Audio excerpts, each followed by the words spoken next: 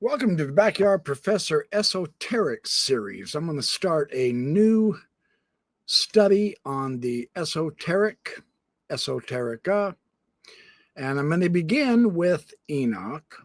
Now, tomorrow night, Sunday night, I'm going to do a overview of the books of Enoch. But tonight, to start off this new esoteric series, I will make a new playlist on my YouTube. I'll call it the BYP Esoteric Studies. I want to give you kind of an overview, kind of a broad, basic comparison of just what is going on in Enoch's world and how does that relate to all of the other cultures that Enoch was around.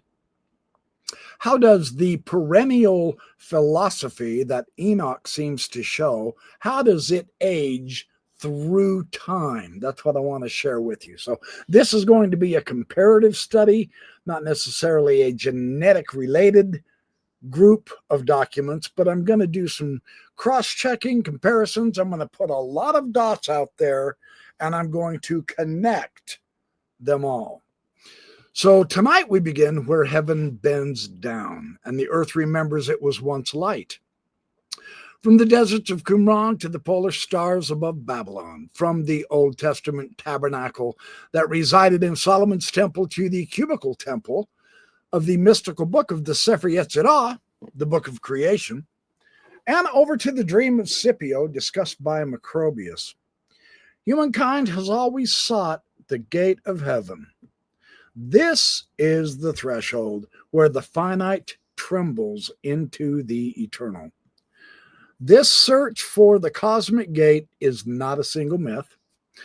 It is a universal pattern. It's a geometry of ascent, a ritual of recreation. It's also a metaphysics of return. It runs like a golden thread through Enoch, through Plato and Pythagoras, through the Hermetic texts, through the Gnostics and the Kabbalists, through the shamans and the sky watchers, through Native American medicine men of every age. In one Enoch, the patriarch becomes the prototype of the ascending man. Taken by the chariots of the winds, he passes through heaven after heaven, noting the fiery rivers and crystalline vaults until he stands before the Ancient of Days. His journey is a map of the cosmos and a mirror of initiation. 7 heavens, 7 transformations, 7 thresholds. The ascent is both cosmic and personal. This is illustrating the soul's pilgrimage back to its origin. When we get to 2nd Enoch, the Slavonic book of the secrets of Enoch, the vision intensifies. The archangel Michael robes him in garments of glory and anoints him with the oil brighter than light. The transformation is complete. Enoch becomes Metatron, the lesser Yahweh, seated near the throne. The esoteric core here is that the human can become a luminous image of the divine, not by hubris, but by alignment. Enoch learns the names, the measures, and the harmonies that structure heaven itself. To know them is to pass through the gates. The oil brighter than light is not poured on Enoch, but through him. The spirit distilled into visibility is what we behold. The cosmos itself made radiant. The pyramid and coffin texts from ancient Egypt are the most spiritual materials they ever possessed and produced.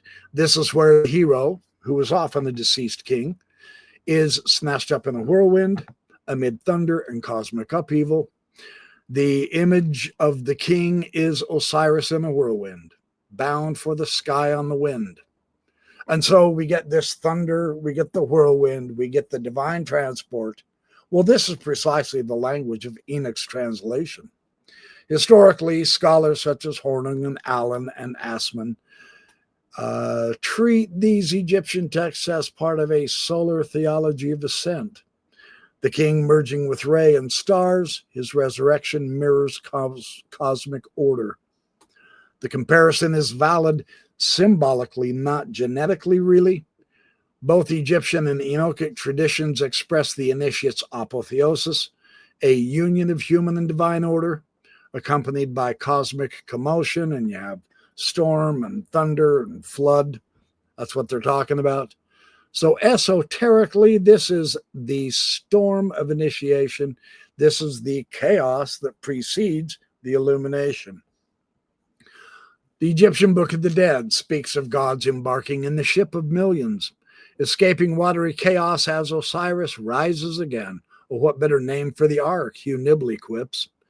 While that's poetic, the real link is mythic structure, and this is what we want to look at through the various adumbrations of this myth.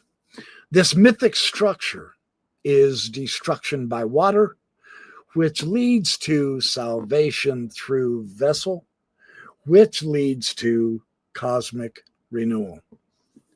In Egyptian cosmology, this ship also ferries the sun and the justified souls. In Enochic lore, the righteous lineage, Enoch to Noah, survives judgment and recreates order.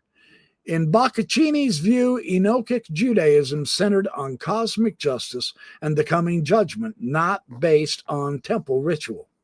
So the ark ship imagery becomes the Enochic community esoteric vessel, their initiation into divine knowledge and surviving corruption. The recorder of all these events is the Egyptian Thoth, Hermes, who bore God's message to a depraved humanity. He recorded all that happened in the book of remembrance of all things. This is a deep cross-cultural archetype. Thoth Hermes, scribe of the gods, the keeper of the divine words, the inventor of writing and the measure of time. And then we have Enoch Metatron, the heavenly scribe, the recorder of deeds, the mediator who walked with God. Historically, the Hermetic corpus, the Greek Egyptian in the first century of the Common Era, later fuses these two figures. Esoterically, they both express the Logos principle, knowledge as divine mediation. Boccaccini calls this the sapential strand of Enochic Judaism. This is revelation through written wisdom rather than through cultic sacrifice. The Egyptian papyrus Salt 825 laments cosmic disorder, heaven and earth weep. Compare Moses chapter 7 in the LDS scripture of the Pearl of Great Price. God weeps for creation. Now, this link isn't a textual link. It is thematic. Divine empathy embodied in nature. Horning's linguistic note, remi and rem, to weep, mankind. It's more poetic than etymological, really, but the idea of tears equals rain equals rebirth, that is ancient and cross-cultural in antiquity. In apocalyptic symbolism, divine weeping precedes renewal, the flood, the cosmic purging, or resurrection.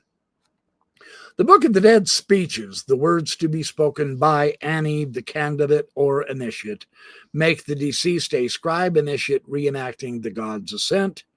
You are traversing storms and floodwaters, proclaiming purity before divine scribes, and seeking passage through celestial doors.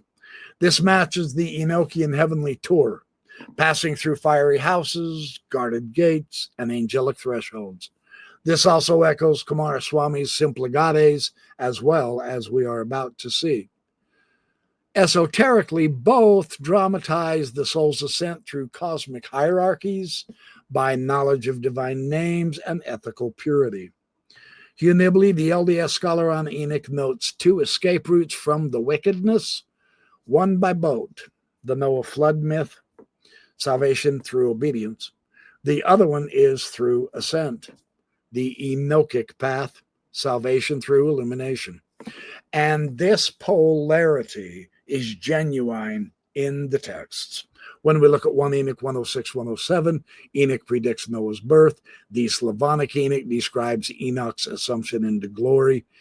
In Boccaccini's framework, this duality mirrors the split that occurred between the Noah streams and the Enoch streams within early Judaism. The Enoch streams were the proto-apocalyptic, and the Noah streams were formerly priestly. The initiatory ascent, Enoch's translation mirrors the initiate's inner storm. Thunder is illumination, and whirlwind is the spiral of ascent. We have tablets and ships. The heavenly tablets and ship of millions symbolize the vehicles of divine order. The word and the ark both preserve creation through chaos. The divine scribe, Thoth, Hermes, Enoch, Metatron, they form a chain of logos mediators, those who record and measure and redeem. The cosmic comparison, the weeping heavens express divine participation in creation suffering, the moral heart of apocalyptic vision here. Boccaccini's context, Enochic Judaism represents an early dissident current. It is a mystical, anti-temple, visionary Enoch group in Judaism, yet it is profoundly ethical. The comparison of ancient laments and storms underscores that ethos. Righteousness as harmony with cosmic order is the word of the day. Well, across Mesopotamian and Egyptian and Hebrew and Hellenistic traditions, we find a single archetype. This archetype is the divine intermediary who bridges heaven and earth through wisdom and writing. In the oldest stratum, the Sumerian Akkadian figure Enmedaronki, the seventh king of Sippar, is taken up by the gods Shamash and Adad. He's shown the tablets of the heavens. He's given the arts of divination and priestly instruction. So he is the prototype of the initiated man. He is transmitting the cosmic law to humankind. Well, when this myth role crosses westward, the Egyptians personify it in Thoth, the scribe of the gods, the measure of the stars, the master of hieroglyphs, the reckoner of time, the keeper of Mot's balance. Both Enmedaronki and Thoth define civilization as cosmic literacy. What they do is read the patterns of heaven in the language of the symbols. The Hebrew transformation of this archetype is Enoch, the seventh patriarch who walked with God. Like Enmedaronki, he is assumed into heaven. He receives celestial books. He becomes the teacher of calendars and sacred wisdom. In later Merkava mysticism, he is exalted further as Metatron, the lesser Yahweh. He's enthroned beside the divine throne, and he's serving as the heavenly scribe. In the Greek world, this same function re-emerges as Hermes Trismegistus. This is the Hellenized Thoth. This is the revealer of the Hermetic sciences and messenger between the worlds. Taken together, these figures trace an unbroken lineage of the cosmic mediator, the human intellect divinized through knowledge of the heavens, writing, and sacred number. Each represents the idea that revelation is not a one-time miracle, but it is an eternal correspondence, as above, so below, as in the mind of God, so in the illuminated mind of humankind. The chain of light from Enmedaronki to Hermes is truly one of the great through lines of human wisdom. From the earliest dawn of civilization runs a single luminous thread, the belief that the universe speaks a language of order, and that a few chosen minds have learned to read it. Each culture names one such being, a human who becomes transparent to the divine intelligence and writes its pattern in history. Enmedaronki, seventh king of Sippar in Sumerian lore, is the prototype. The gods Shamash and Adad lift him to heaven. They show him the tablets of the heavens, and they entrust him with the secret of divination and the rites of the priestly scribes. He comes back to earth bearing the arts of astronomy and measurement and omen reading, the earliest image of sacred science. His ascent begins a tradition in which knowledge itself becomes the bridge between worlds. In Egypt, this figure reappears as Thoth, the ibis-headed scribe of the gods. He is time's architect, the inventor of writing, the measure of the stars, the arbiter of truth. The stylus of Thoth is the axis of order. By his calculation, the cosmos remains balanced. To learn from Thoth is to join the creative speech of the universe, the conviction that every true word echoes an eternal formula. The Hebrew transformation of this archetype is Enoch, seventh from Adam, who walked with God and was not, for God took him. Like Enmeteronki, he ascends alive. He receives heavenly books. He becomes teacher of calendars and wisdom. His revelation turns cosmic law into moral law. The movements of the heavens, those become a pattern for righteousness. Where Thoth counts the stars, Enoch counts the just deeds that keep creation stable. In later apocalyptic and mystical writings, Enoch evolves into Metatron, the Sarhapanim, the Prince of the Presence. He sits beside, the divine throne as celestial scribe, recording every deed and transmitting the ineffable name. Here the mediator becomes nearly divine, the intellect itself deified through perfect obedience and illumination. Metatron is the flame of human reason burning at the edge of God's glory. When the stream of ancient Near Eastern wisdom meets the Greek mind, the pattern crystallizes as Hermes Trismegistus, the thrice great. Hermes unites the functions of all of his predecessors. He is the messenger of the gods. He is the revealer of cosmic law. He is the teacher of alchemy and theurgy. His emerald tablet distills the entire lineage in one axiom, as above, so below.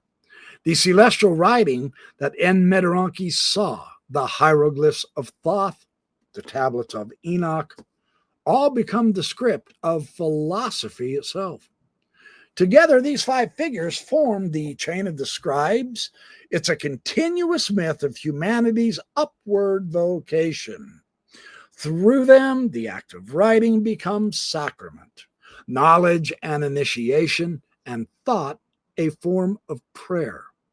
Their legacy reminds us that every mind capable of wonder is already standing at the threshold of revelation, the pen poised, the heavens waiting to be read.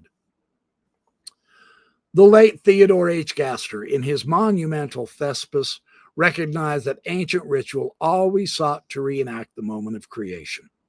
Every enthronement, lamentation, or sacred marriage even, was an eternal return to the beginning, when order triumphed over chaos.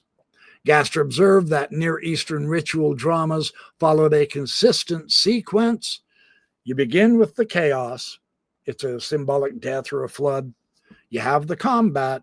A god or a king struggles with darkness. And then you have the renewal. The victory is celebrated in either sacred marriage or enthronement. In Enochic myth, the same pattern becomes moral and cosmic.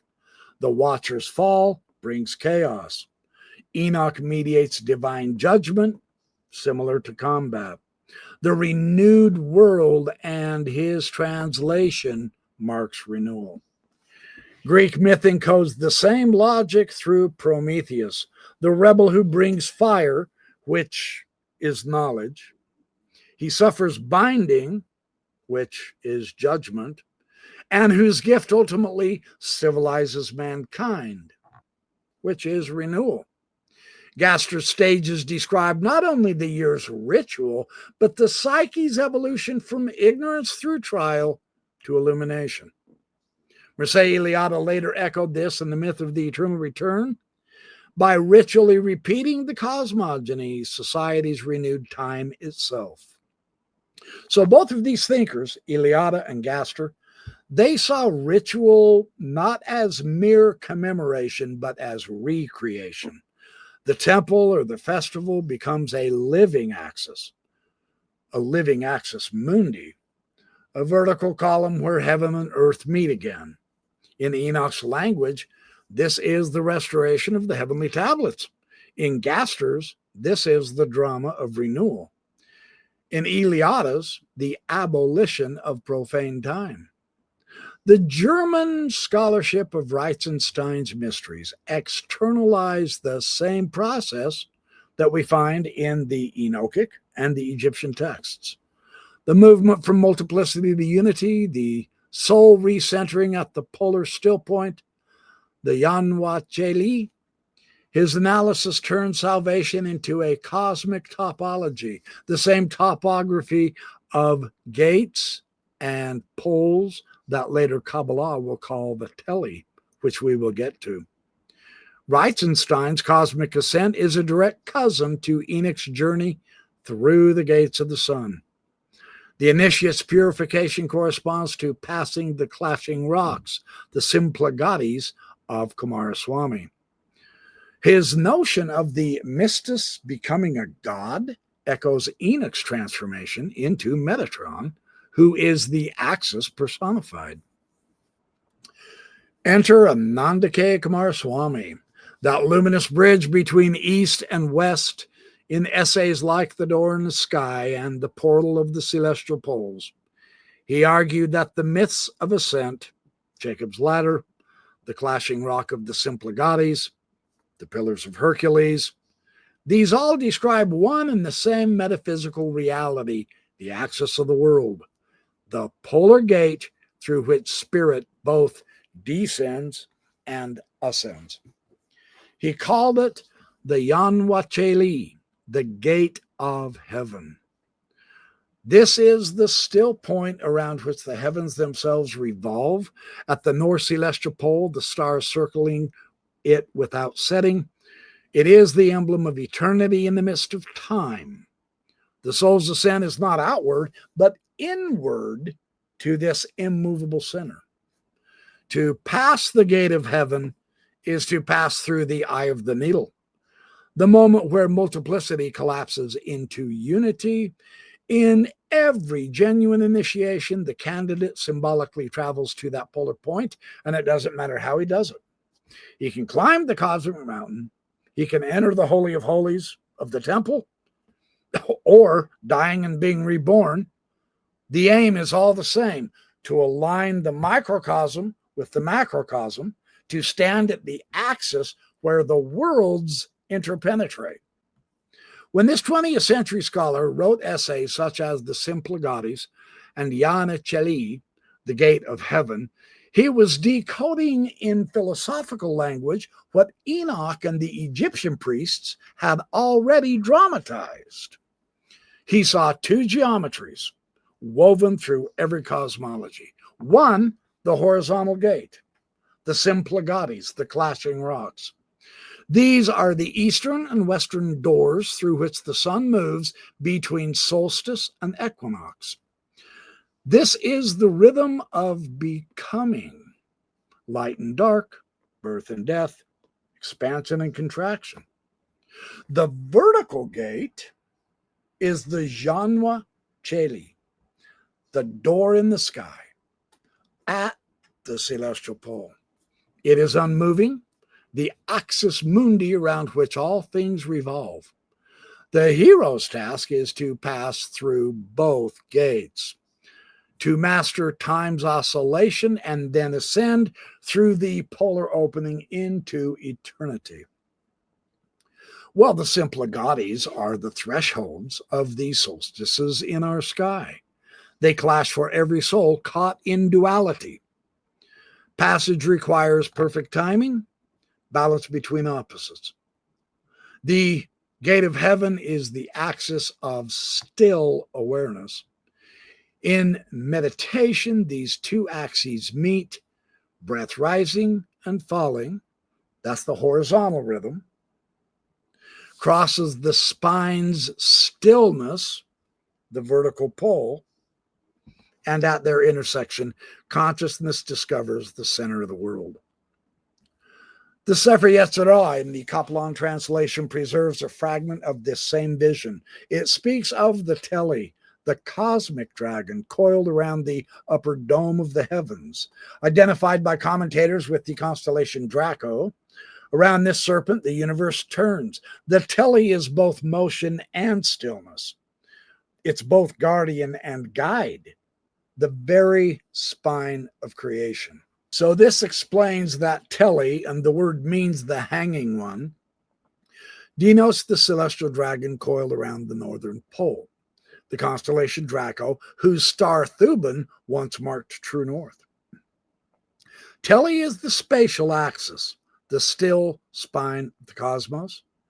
Galgal, the Sefer Yetzirah says, is the wheel of time, the year's rotation, and Lev is the heart, the microcosmic center within the human being. Together they form a triad: space, time, soul, each mirroring the others: the universe, the year, and the person. All these three are concentric. The telly is the serpent made holy. Around the heavens spin, but itself does not move. Inwardly, it is the spinal axis of meditation, the sushumna, or the middle pillar through which awareness arises. The serpent, once feared as chaos, becomes the ladder of ascent. Now, Kumaraswamy would have delighted in this. The telly of Jewish mysticism corresponds to the axis mundi of Vedic, Platonic, and Hermetic thought. In Egypt, it is the Jed pillar of Osiris. In Greece, it is the Omphalos. In the north, Yggdrasil.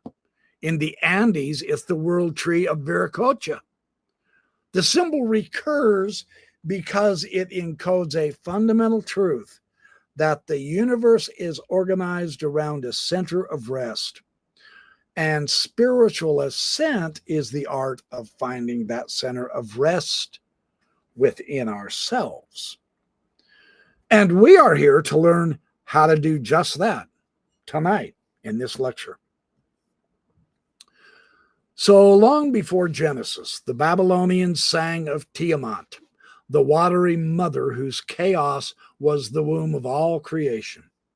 In the Enuma Elish, Marduk divides her body to form heaven and earth.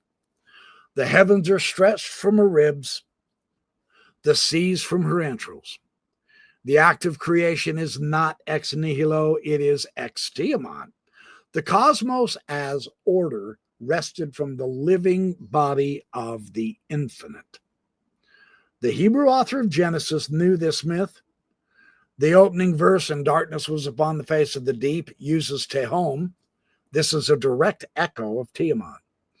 But where Babylon glorified the struggle of gods, Israel subdued it into theology. See, the victory of Yahweh is effortless. No dragon must be slain, only the word spoken, and it is so. Chaos becomes creation not by combat, but by command. Yet the older current remains beneath the surface. When we read in Isaiah 27, it still speaks of Leviathan, the twisting serpent. Job 26 recalls God's piercing the fleeing dragon.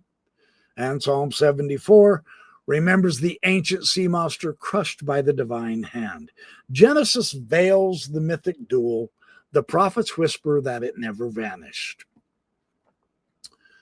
So why the change? Well, the Israelites, heirs to Mesopotamian imagery, but guardians of monotheism, re-theologized the myth to exalt transcendence over conflict. The dragon was no longer a cosmic being, but the symbol of primordial chaos. It was subdued, not destroyed, so that creation could continue to depend on divine breath. Now, Kumaraswamy would call this a metaphysical translation. This is myth transmuted into theology without losing its archetype.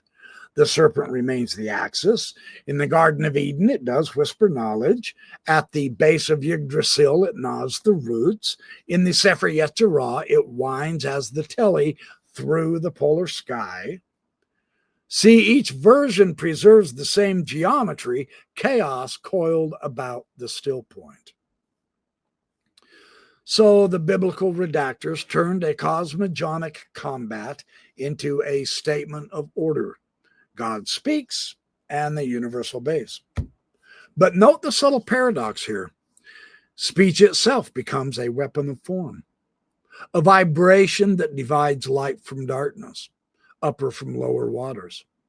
This divine vibration is the first harmonic of the cosmos, the word sound that the Pythagoreans and Kabbalists later called the Logos. So in that sense, even Genesis is secretly harmonic. We have creation as resonance, not war. To speak is to tune the universe. The prophets retain the dragon only to remind us that dissonance lurks beneath every musical chord. So the pattern sharpens now. The polar axis of Kumaraswami's Yanvacheli, the serpent spine of the Tele, of the mystic Jews, and the subdued Teham of Genesis. All of these meet at the same conceptual node, the doorway, through which the waters of chaos become the light of order. Well, every culture framed that threshold differently. Babylon did it through combat. Israel announced it happening through speech. Greek taught it occurred through geometry. But all of them describe the same metaphysical passage from multiplicity to unity, from turbulence to form. The Yanvacheli, the gate of heaven, is therefore both astronomical, the celestial pole, and spiritual, the interior axis of the soul. So as the heavens revolve around the still star, so the human spirit revolves around its own unmoving center. The ritual task is to find your center. And how do we do that? This is where the myths teach us diamond sterling truth. This becomes quite incredible. Macrobius, the Roman encyclopedist, early 5th century of the Common Era, well, he maps the cosmic ladder in his commentary on the dream of Scipio. He brought this idea into Roman philosophy. He described the cosmos as a set of 7 planetary spheres, crowned by the 8th sphere of fixed stars, and beyond that, the primum mobile, the great mover. So the idea is souls descend through these spheres to take on bodies, and then they ascend again by purifying the borrowed planetary traits. This ladder of ascent is the philosophical version of Enoch's heavenly journey, it finding echoes in the Testament of Abraham and the Ascension of Isaiah, among other ancient materials. The soul must harmonize each planetary musical tone before reaching the stillness beyond the stars. Macrobius calls the point of return the gate of the gods. This is located at Capricorn. The mirror of the gate of men is located at Cancer. That is where descent begins. Here, the gate of heaven leads to the doorway of return. That's Kumaraswami's Simplagatis, spelled out by a Roman. So Cancer and Capricorn. These are the passages, gates for souls. It's a vertical line through the pole. This is Kumaraswami's Yanvacheli. It is a vertical line through the pole. And next to it, we can put the temple plan with their outer court that gets us to the holy place, that gets us to the veil, that gets us to the Holy of Holies. It's the same architecture, sky, temple, soul. On a breath in, you pass Cancer. On a breath out, you pass Capricorn. Where the breath pauses, the axis stands. Macrobius, echoing older sources like Porphyry, he named 2 gates on the zodiac, the gate of Cancer, the gate of men. This is the entrance into birth. And then he named the gate of Capricorn, the gate of the gods, and this is exit into the divine, into the cosmos. Now, Cancer and Capricorn are the solstitial hinges in the sky. And this is exactly the Simplagatis that we spoke of, the clashing thresholds where the sun pauses and reverses. For Macrobius, they're not just astronomy, they are soul doors. Well, to the Roman sage, this gate is not merely astronomical, but it's also moral. The soul cannot arise until its virtues are tuned to these celestial harmonies. Every vice is a disharmony. Every virtue a consonance. To ascend is to resonate. Once you see Macrobius, man, the lights turn on across the tradition. Boethius riffs on him. Dante climbs the same spheres. Medieval cathedral programs and Renaissance magic. Think Ficino. These are saturated with his ladder. He's the Roman transmitter of the ancient ascent grammar. Iamblichus tells us rituals are bridges, not reminders. The gods planted names and symbols in matter so that we could climb home. The great pattern, gate to axis, to ascent, to divination.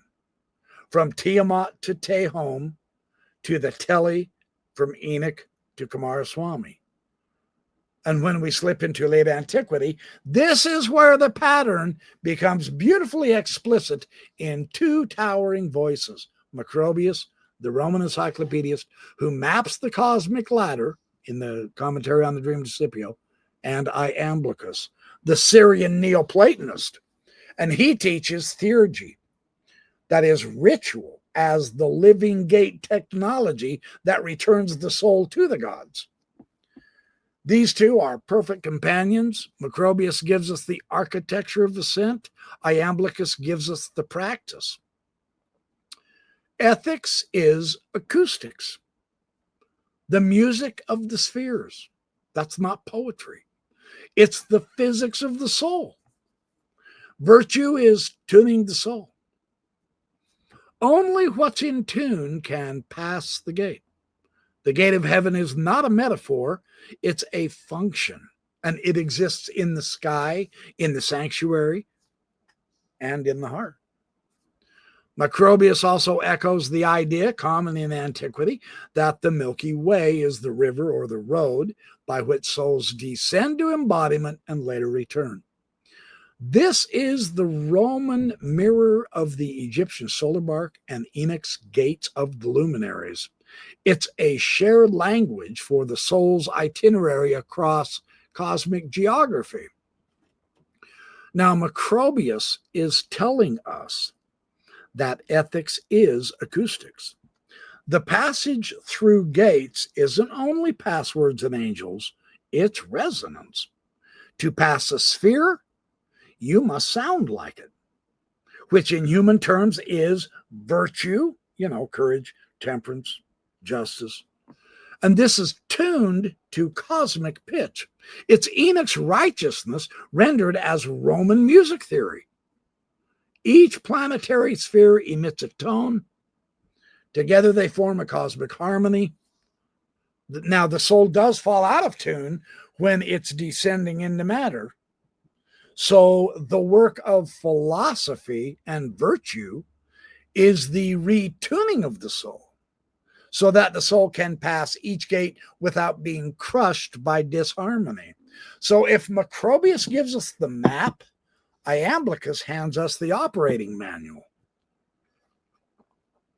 His book on the mysteries is a fiery defense of theurgy, that is, of the sacred rites, and these sacred rites unite the human and the divine.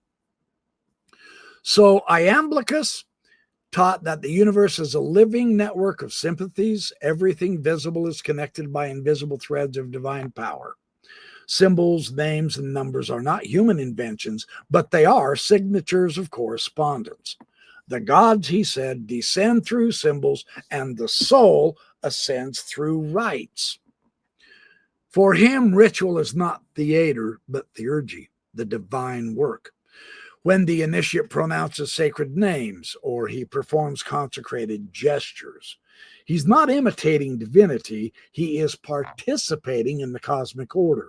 The symbols vibrate at the same frequency as their celestial archetypes. This bridges heaven and earth. In Iamblichus, you can feel the Enochic priest alive in Greek metaphysics. He is telling us what the rites do. They put the ladder in the room and in the body. So, for instance, when Enoch speaks the name of angels, when the Gnostic intones the 7 vowels, I, A, O, U, Ah, when the priest swings the censer before the altar, all are tuning the instrument of the soul to the chords of the universe. This is the practical dimension of the gate of heaven. The gate opens when the note is right. Now, the Hecalote and the early Merkava mystics of the Jews elaborated this vision in the form of the celestial palaces. 7 heavens filled with angelic guardians. In order to pass each gate, the visionary must know the correct names and seals. Without them, the gatekeepers would consume him with fire. Now, these names were not passwords in the modern sense, but they were resonant formulae. That is, they were vibrations that aligned the seer's essence with the gate's frequency. The principle was the same as Iamblichus's sympathia. Alignment opens the way. So Kumaraswami's Yanwacheli again lies behind this geometry. Each gate of heaven is a local manifestation of the polar axis. Each name is a harmonic overtone of the primal vibration. The mystic ascends by reharmonizing his being to these tonal thresholds. Here the ancient traditions converge. The Testament of Abraham envisions the afterlife as a hall of judgment, where souls are weighed on scales and recorded in books.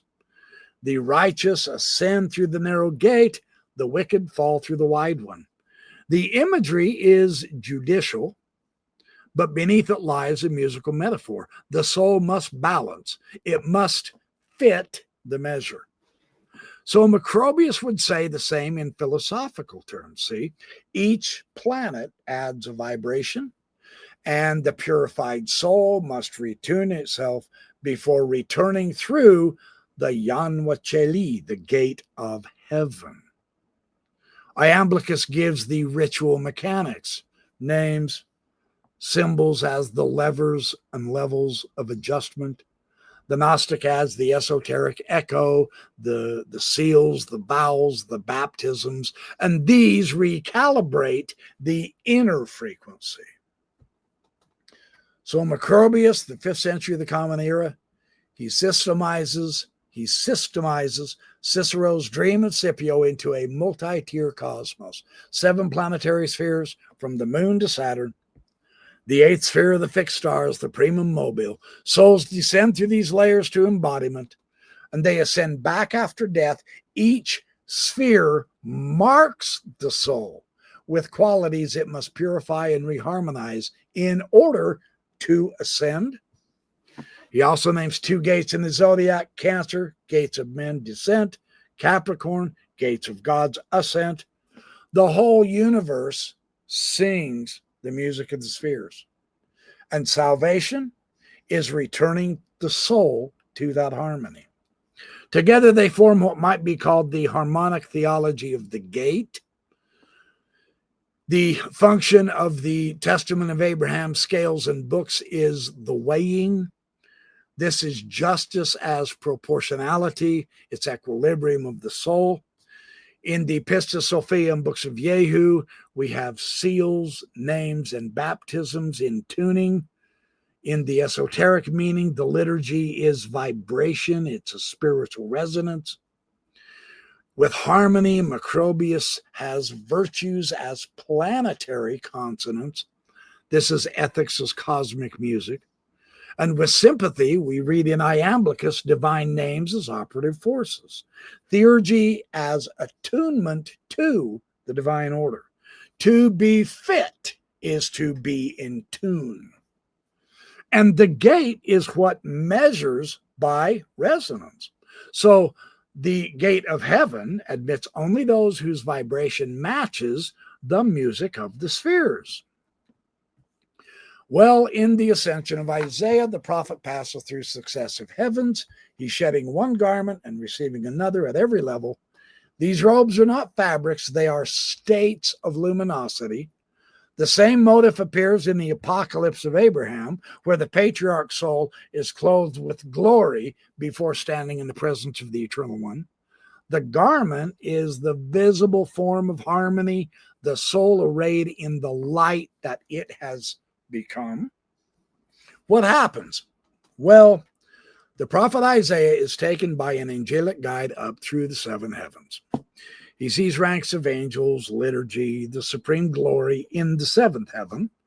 The beloved, which is Christ, then descends through the heavens, concealing his glory so the angels do not recognize him.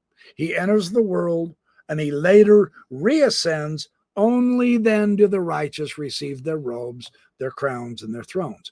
The text is explicit that the garments of glory are granted at the seventh heaven, culmination of ascent. So how does this map onto Macrobius? You have 7 tiers. Isaiah's heavens parallel Macrobius's spheres as levels of purification and disclosure. You have the concealment revelation of glory, and this is equivalent to changing signatures as one passes between the tiers. Macrobius has planetary markings versus Isaiah's robing and unrobing. The robes and crowns and thrones at the top is the harmonic resolution of the latter. To be robed is to be brought into tune with the highest order. The ethic as acoustics, the righteous receive gear, robes, crowns, stuff like that, only when the beloved's ascent opens the way, though. In Macrobian language, the gate is tuned and the choir resumes. So if we were to read this esoterically, we could say that Isaiah dramatizes how the soul passes, not only with passwords, but by matching the light of each heaven. Robes is equivalent to harmonic identity, Not recognized is equal to frequencies cloaked to pass the guardians. The universe is an initiatory conservatory. Later mystical text called these the robes of glory or the garments of light, and this is the same vesture given to Adam before the fall, and it was restored through initiation. The Hymn of the Pearl, that exquisite Gnostic poem, tells of the soul sent from the Father. It forgets its divine robe, and it finally regains it upon awakening. The garment is consciousness. It's woven from remembrance. So in the language of Iamblichus, to wear the robe is to become a living symbol. The initiate's body, the voice, the mind, well, all of these resonate with the divine pattern. So the robe is not bestowed, it is awakened. By now, the imagery converges with crystalline precision. In Iamblichus, the fit is ritual, names, gestures, numbers that vibrate in sympathy.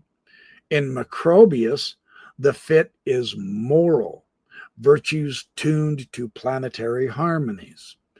In the Testament of Abraham, the fit is judicial, scales are balancing the measure. In the Gnostic books of Jehu, the fit is liturgical. Baptisms and seals are recalibrating the inner frequency of the person. In Kumaraswami's Yanwa Cheli, the fit is metaphysical. The soul's axis aligned with the axis of heaven.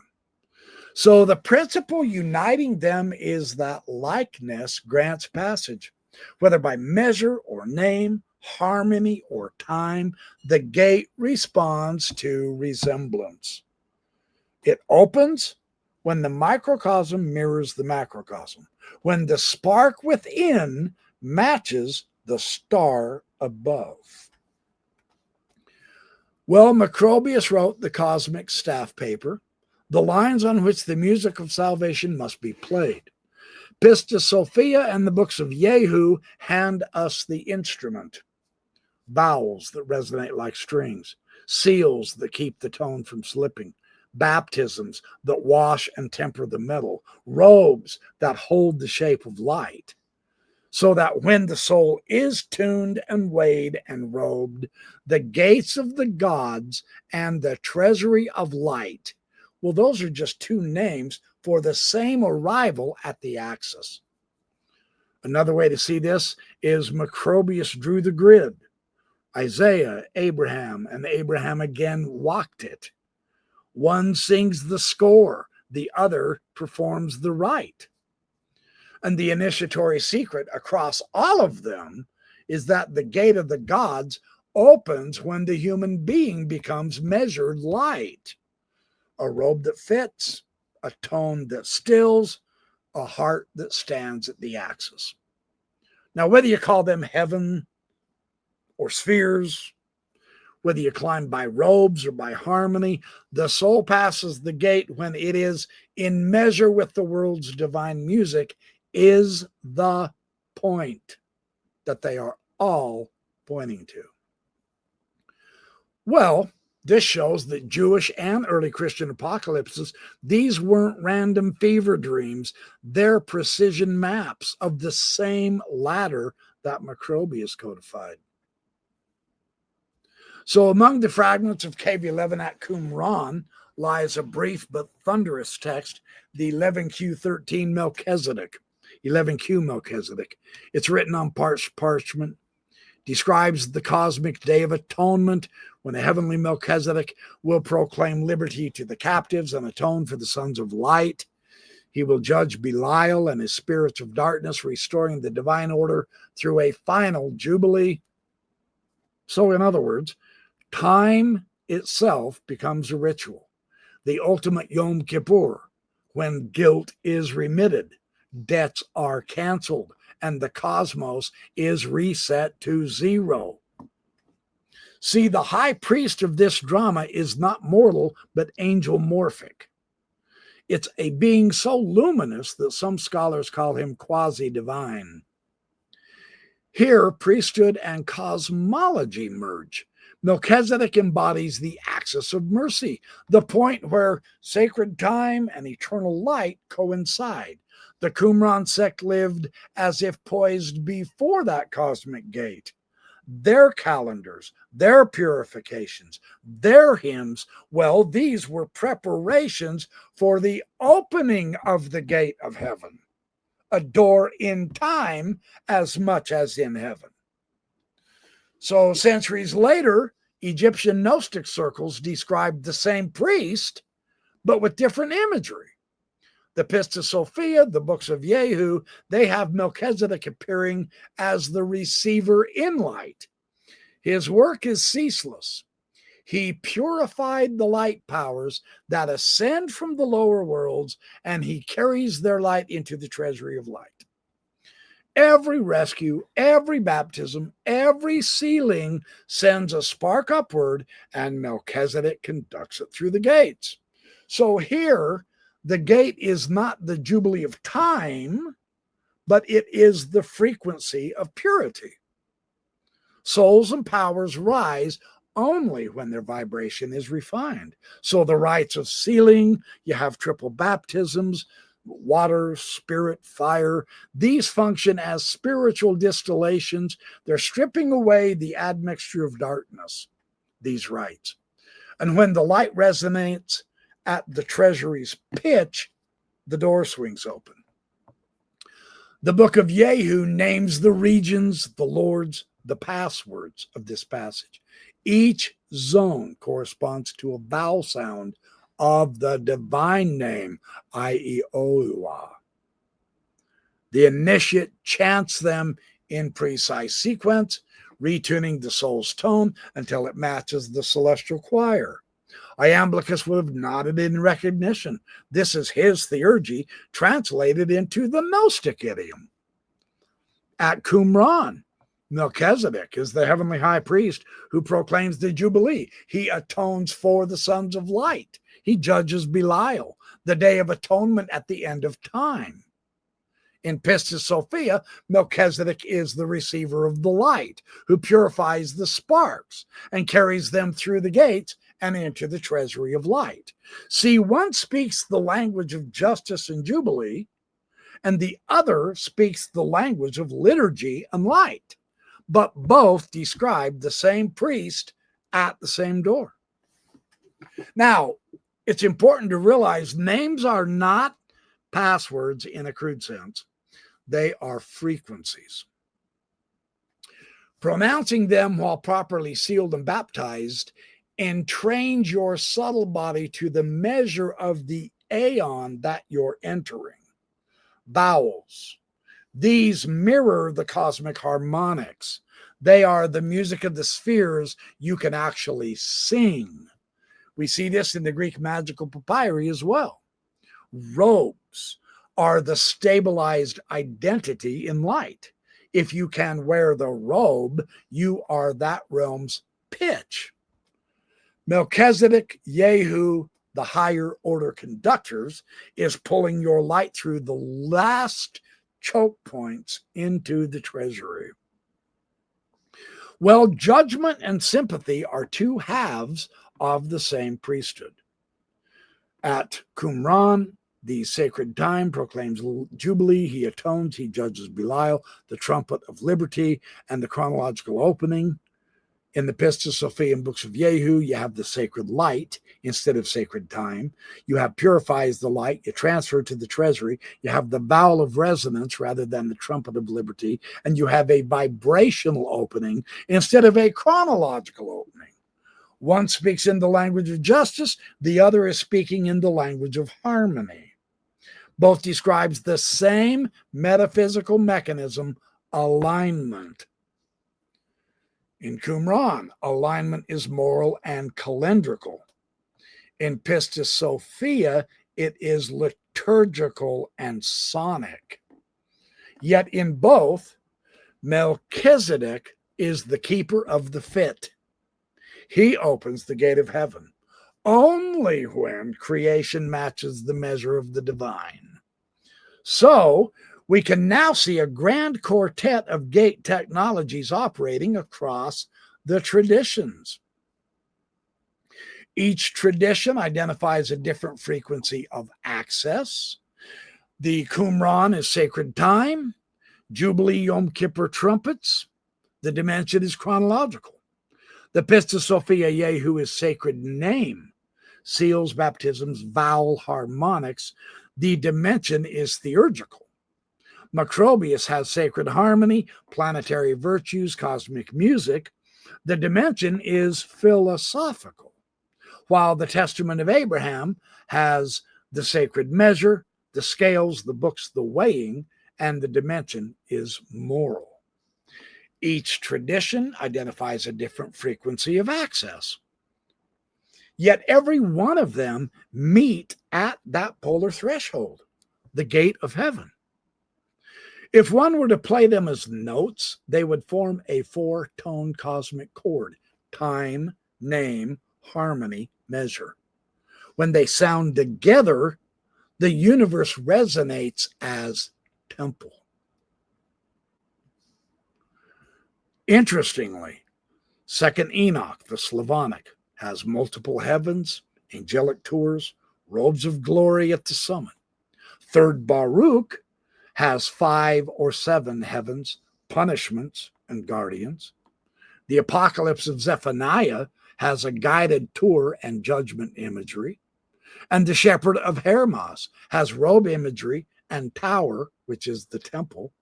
It's a moral harmonics in parable form. These reinforce the genre that we're talking about across the first 3 centuries of the Christian era. Even the early myth of Tiamat returns here in a transfigured form. Now, this is remarkable. The receiver of light conquers chaos, not by battle, but by purification. The dragon is not slain, but clarified. Every fragment of darkness, once refined, joins the treasury. See, the serpent becomes the spine of the gate, the same telly that coils around the pole of heaven. So Melchizedek stands where Marduk once stood. But his weapon is sympathy, not a sword. His liturgy recreates the cosmic axis by reconciling opposites. See, the chaos of the deep and the harmony of the spheres meet in Melchizedek as justice made luminous. It's a remarkable thing we're seeing here. So now we see the secret glowing. Time opens when rhythm matches the divine pulse. Name opens when sound matches the divine word. Harmony opens when virtue matches the divine tone. And measure opens when balance matches the divine proportion. All of these are modes of likeness. The gate of heaven is not forced, it recognizes. The soul passes through the gates because it is already there in essence. Melchizedek, the high priest of the Most High, simply confirms the resonance. Now, Kumaraswamy wrote that every temple is the image of the world and the world the image of the temple. From the polar mountain Meru to the ziggurat Etemenanki, from Solomon's house of God to the step pyramids of Teotihuacan, architecture has forever mirrored the heavens, turning around their fixed star. Each spire or obelisk marks an axis mundi, an earthly shaft aligning the visible with the invisible.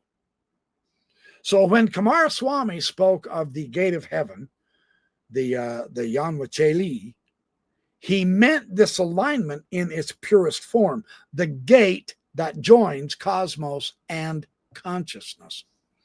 Well, the ancients placed that at the North Pole. The mystic finds it in the heart. So in Black Elk Speaks, we find something astonishingly remarkable. The records of the Oglala holy man's vision.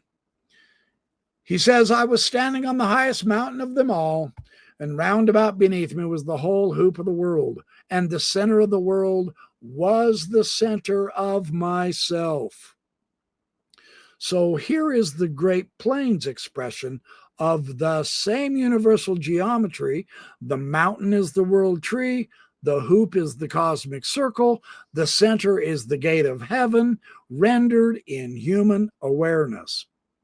Black Elk Sacred Pole in the middle of the village is no different in essence from Jacob's Ladder, Yggdrasil, the Jed Pillar, or the Telly of the Sefer Yetzirah.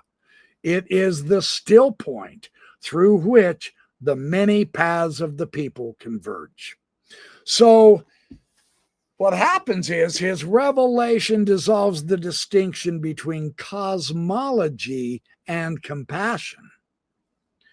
If every spot can become the center, then every creature stands at the potential gate of heaven, is what this is saying. As he says elsewhere, the center is everywhere. So that is the practical mysticism that our modern world must relearn. Now, Margaret Barker in The Gate of Heaven observes that Israel's temple symbolism already anticipated this interiorization. The priest passes through the veils of color corresponding to the heavens into the Holy of Holies, the still point of creation. Well, when the temple fell, the mystic turned inward. Prayer, contemplation, and wisdom replaced stone corridors. So the gate of heaven moves from architecture to anthropology. Jacob's Ladder in his Old Testament vision and wrestle with God is the temple axis mundi. The gate is the veil. The priest's yearly entry into the Holy Holies reenacted the ascent of the cosmos back to unity. Iamblichus would describe this as the transfer of axis. The soul itself becomes the temple. The robes of glory we discussed are the vestments of this inner sanctuary. Every act of virtue, every word of harmony rebuilds the temple of light within us. So let's gather the threads one last time. With the chaos in creation, Tiamat is divided. Genesis spoken word orders the deep. This is creation as resonance. Sound replaces combat. With the axis in the gate, Kumaraswami's Yana Chile, Telly in the heavens, the still point is what the worlds revolve around, right? The ritual recreation, Gaster's cosmic dramas, and Iliada's eternal return is that time is renewed through reenactment. And harmony and virtue is Macrobius's planetary ladders. Ethics is the music of the spheres. With Theurgian names, we have Iamblichus and the Merkava mystics. Symbols are operative forces. With the judgment and the measure, we have the testament of Abraham, justice as equilibrium. And the priesthood of light, we have Melchizedek, Qumran, and Pistis Sophia. This is purification and atonement as the gate operations. And then we have the sacred center of man. That's Black Elf and the heart temple. The axis is reborn within consciousness. Every row describes one motion of the same cosmic dance. From chaos to clarity, from exterior axis to interior flame, the pattern is ascent through alignment. So Leonore Leake calls for a remythologizing of the secular, a recovery of symbolic literacy. Our scientific world knows the motion of the stars, but not their meanings. To rediscover myth is not to abandon reason, but to reintegrate it into the living pattern. The need for us is the remythologizing of consciousness. The gate of heaven is not just ancient theology, it's the missing myth of our modern age. Our world disenchanted itself and the gate closed, not because it vanished, but because we stopped seeing it. The wisdom of these texts tells us that the gate never shut. It stands wherever there is a temple aligned to the pole, a ritual that mirrors creation, a word spoken in harmony with truth, a human heart courageous enough to ascend. See, remythologizing means recovering the symbol as function, not fiction. The temple, the cosmos, and the soul, well, these are the same patterns at three scales. The axis mundi is the image of coherence itself. When we speak myth again, we retune the world. Kumaraswamy warned that when the symbols die, civilizations forget their directions. And Black Elk, in his simplicity, well, he reopened that map. When I look back, he said, I see that all the people were but a part of my dream, and that the dream was the dream of the one being. The gate of heaven is therefore not a remote portal at the rim of the cosmos, but the instant of recognition when dreamer and dream coincide. It's the point of convergence between theology and astronomy, between myth and meditation, between the human and the divine. Yggdrasil, the North Ash, binds 9 worlds. At its roots lies wells of wisdom. At its crown, the eagle of spirit. Odin's self-sacrifice, myself to myself. This is the northern echo of the sun dance. The god becomes the man who becomes the god again. The wisdom one is the runes. These are the sacred names and forms, the very theurgic keys that Iamblichus said unlock the gate. So Black Elk's revelation transforms our cosmology. We do not reach the center by climbing higher, but by standing truer. The world becomes sacred when seen from the center. Desecration is merely forgetfulness. All things are our relatives. What we do to everything, we do to ourselves, according to the wisdom of Black Elk. Well, that line could have been written by Hermes, by the Upanishads, by the Stoics, or by Iamblichus himself. It's the ethic of the axis. To harm any part is to wobble the pole. Don't wobble the pole, you idiot. In Maya cosmology, the world tree rises through the ball court, and that joins underworld, earth, and heaven. The players reenact the myth of the hero twins who descend, they are sacrificed, and they return as the sun and the moon. The court's walls are engraved with serpents and celestial symbols, the very gate of heaven in limestone. Linda Sheely described the king's bloodletting vision serpent as the conduit where the ancestors emerge, a personal gate of heaven. Black Elk's tree and the Maya tree are cousins. One grows from buffalo grass, the other from jungle vines, but both are bridges between plains. Black Elk's peak moment came on Harney Peak, the highest mountain of the Black Hills, the Lakota heart of the world. From there he saw the whole earth as a great circle of circles bound by a single flowering tree. He was told, "Behold the center of the nation's hoop, and in it the tree of life blooming." In that instance, the axis mundi, the world tree, the gate of heaven, the cosmic pillar, rose through him. And he later said, "Everywhere is the center of the world if you can find it." Well, that line is pure Hermetic wisdom in Plains speech. Yggdrasil in the north, the Seba or Kapak in Mesoamerica, the Jed pillar of Osiris in Egypt, the Tele diagram and dragon of the Sefer Yetzirah. All of these serve the same function, to carry vitality between levels. Black Elk's cottonwood pole in the Sundance is a new branch on that same tree.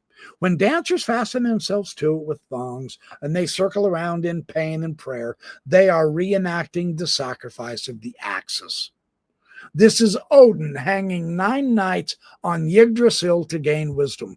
This is Christ on the cross opening heaven. This is the priest entering the Holy of Holies on atonement. This is the shaman's trance flight in shamanism that Eliade so well documented. Well, each of these is a different language for the same mystery. The gate opens through the center and through surrender. Every sunrise is a solstice, every breath a gate. The sacred place is the one where you remember. The door of heaven is not above your head. It is the still point inside the turning world. Where you stand there, the stars themselves are your temple. What the ancient seers taught in stone and star, Black Elk experienced in wind and vision. The cosmos is alive. Every act of right relation recreates the world. The gate of heaven is not a place, it's a state of harmony. Black Elk's vision offers a corrective that our modern mind definitely, desperately needs, where Macrobius mapped ascent upward and Iamblichus taught ascent through ritual. Black Elk reveals the same truth in immanence. The vertical and the horizontal already meet here. The work is not to escape the earth, but to stand so fully at the center that heaven manifests through it. Every Sundance that Black Elk helped lead repeated his vision. The central pole was cut from the living cottonwood. It was carried with ceremony. It was raised in the dance ground. It was joined by ropes to the dancers, exactly the axis mundi enacted.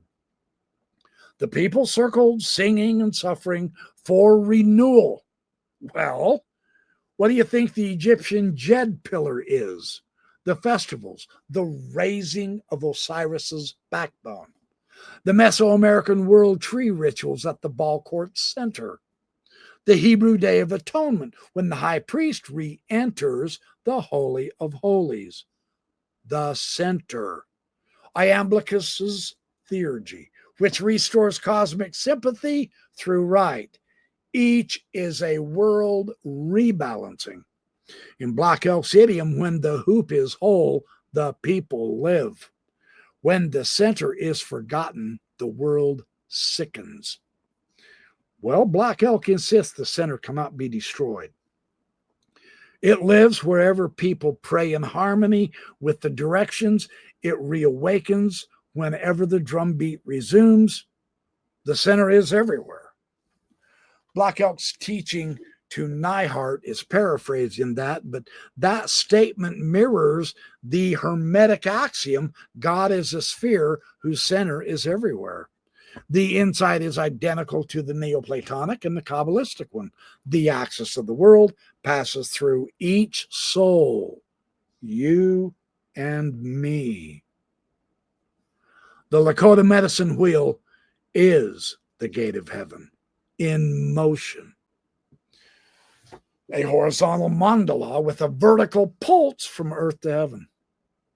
To walk the good red road is to move around the hoop while staying aware of the center inside. So when you stand beneath the stars and you remember that they wheel about an invisible center, that center is also in you. When you hear these ancient voices, Enoch, Iamblichus, Macrobius, Melchizedek, you are hearing humanity rediscovering itself in layers. They are saying that the structure of the cosmos and the structure of consciousness are one and the same. What begins as terror ends as understanding. The sea dragon slain by Marduk becomes the polar dragon who upholds the sky. The chaotic deep of Genesis becomes the transparent medium of divine speech. The fearful serpent of Eden reappears as the healer's caduceus. The same symbol, read at different levels of consciousness, reveals evolution from fear to wisdom.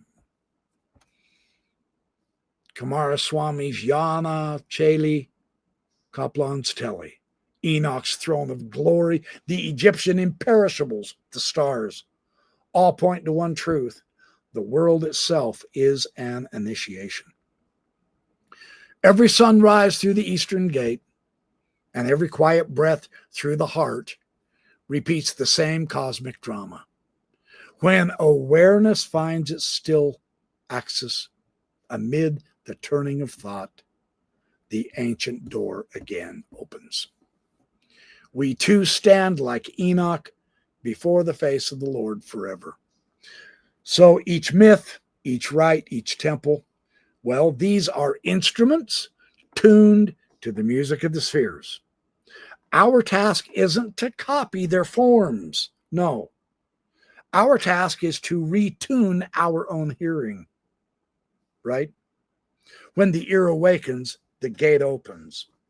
See, Egyptian engineers pointed their pyramid shafts at Thuban in Draco, sending the soul of the king through the same polar aperture that Kumaraswami later called the door of heaven. The Ikamu Sek, the imperishables, well, these were the circumpolar stars that never set. They are the symbols of immortality. In India, the Saint Dhruva likewise ascends bodily to the pole star, becoming the fixed pivot point of the cosmos, according to the Vishnu Purana. Across continents, the myth is identical. To reach the unmovable star, one must traverse the moving heavens. So we could say that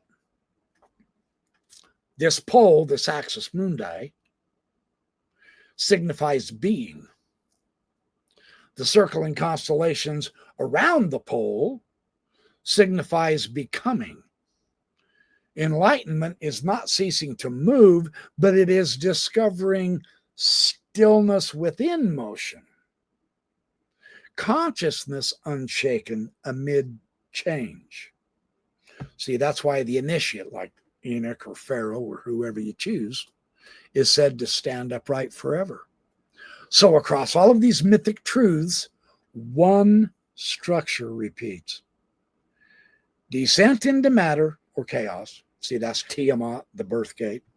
You have purification and instruction. That's the temple service or the theurgy. You have the passage from the gates. That's the veil and the planetary spheres. You have the vision of light. Well, this is union. It's the throne and henosis. You have return as renewed being, and that, of course, is the resurrection and the atonement. So this is the fivefold rhythm of all initiation. Each culture writes it in its own idiom, yet the melody is the same thing. When you breathe, when you love, when you act justly, when you create beauty, you are tuning your soul to that axis. Every sincere act of harmony, of truth, of courage is a step toward the gate of heaven. Through the sacred hoop's center rises a single pillar, the axis mundi, the gate of heaven. Around it orbits symbols, Enoch's fiery chariot, the Jed pillar of Osiris, the Mayaseba tree, the Inca Chacana cross, the Norse Yggdrasil, the Christian cross, the cottonwood pole of the Sundance. The center is everywhere, and the door is always open. This is the message. And when the chord at last is perfect, when time and name and harmony and measure sound as one, the gate of heaven opens. And you will discover that you have never truly moved at all.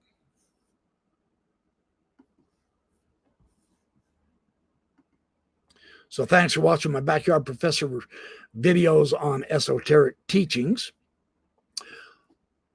I will do the full books of Enoch tomorrow night in my Sunday Live. I appreciate all of you. Hit the like and subscribe. Share this with your friends and family and anybody who you think needs it. All of the politicians of the world and leaders, but they're not going to pay attention, I'm afraid. That's their loss. You guys have a good night, and I will return tomorrow with much more.